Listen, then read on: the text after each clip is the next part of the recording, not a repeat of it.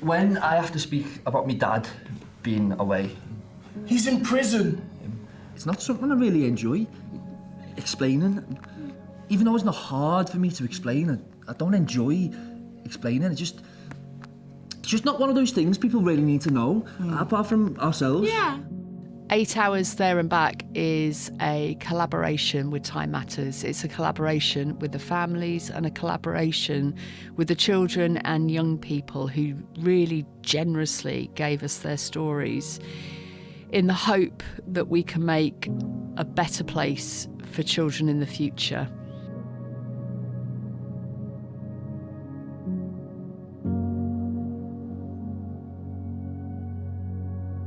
So, when my dad did get sent to jail, I was obviously mortified because you were meant to be on the straight and narrow.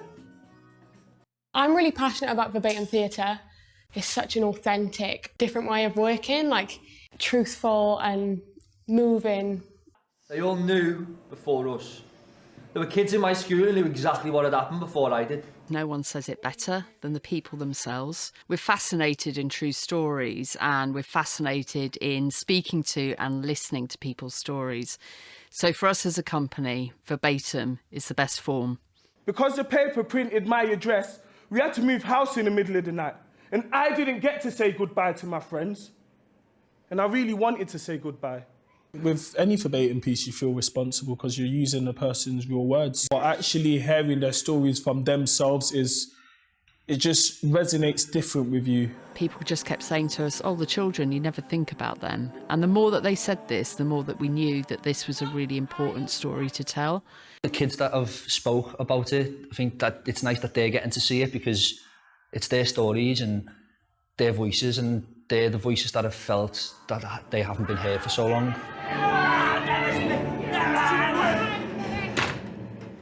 We loved working with Time Matters and meeting the children and the young people that were involved in the project. They were so generous with their stories, and we were blown away by their resilience, their tenacity, but also just how funny they were. Is your mum actually in jail? No, she's at the corner shop. She's gone to get milk. Kids are so funny. They're so funny. When we met them, like, we were laughing our heads off. Our first show was with young people who'd been part of the interviews, and that was so powerful for them to see their own story on stage and done in such a way. Does it not bother you listening to all of our stories?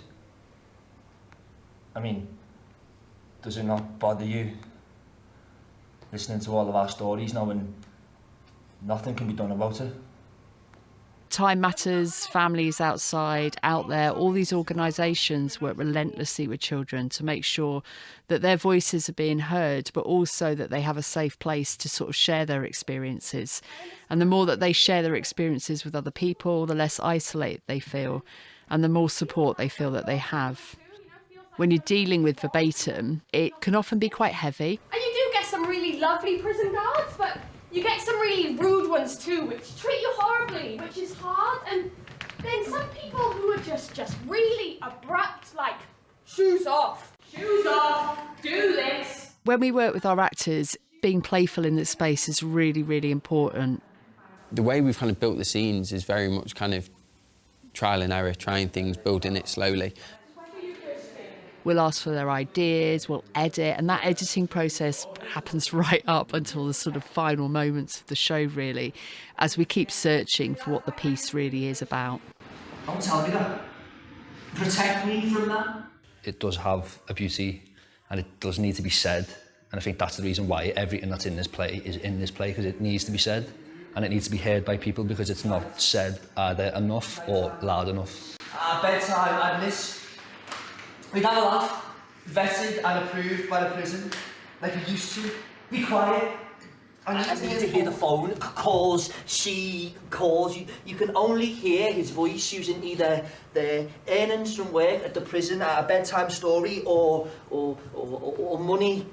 A lot of the stuff that we speak about and we address, some people probably have never thought about in their lives, and it hits them straight away.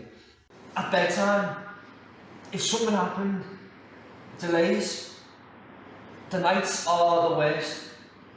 yeah, it doesn't get talked about a lot. Like, I hadn't even thought about thinking of it from the child's point of view. It's always, you know, from the prisoner's point of view or their partners, but I never think of it how that's going to affect the kids and how they grow up.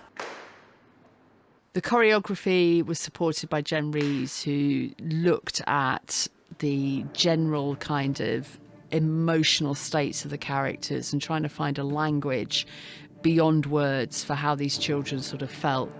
And she created these gestures and these moments where the actors actually articulate their inner feelings without words. And that was quite important for us because verbatim, again, can be quite dialogue heavy. So we wanted to have a bit of texture within the piece.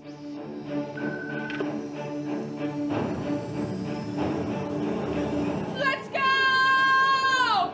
A lot of young people internalise what's going on, and it comes out in quite in different ways, and we wanted to show that. So that's why, yeah, throughout the show you'll notice the cast doing certain movements. The tone of the piece is hopefully quite playful.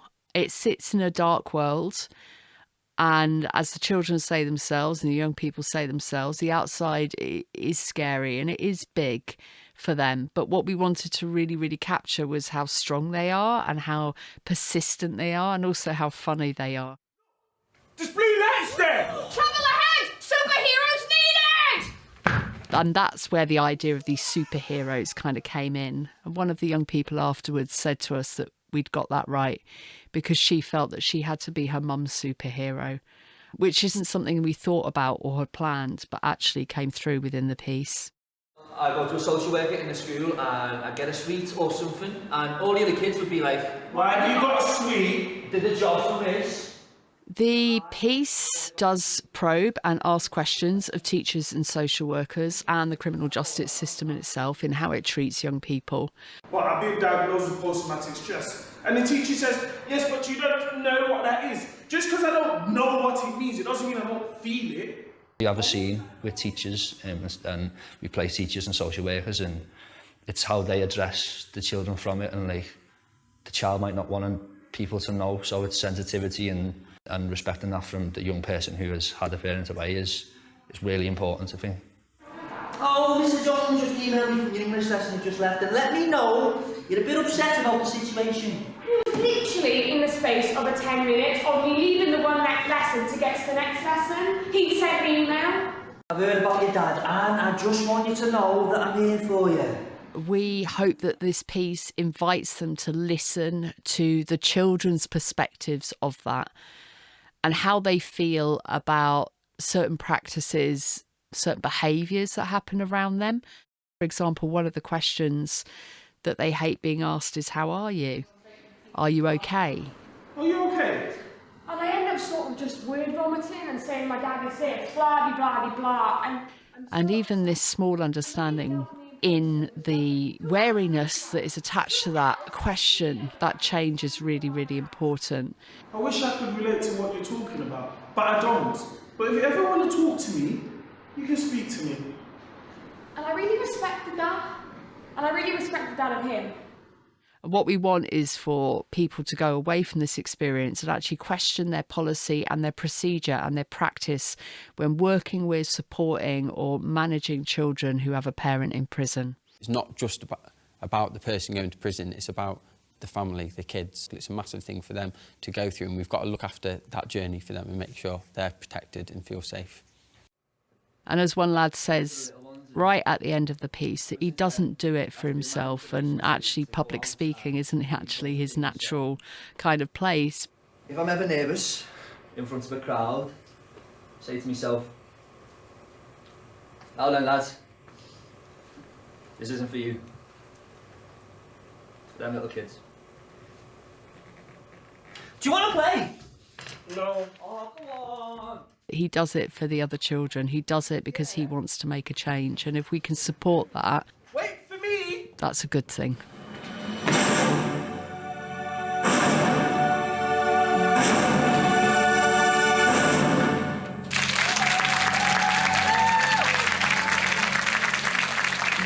So my story is about 9, 10ish, airport. just hit 6. I was about like 7. I think I was 5 or 6 because it was 5 years ago.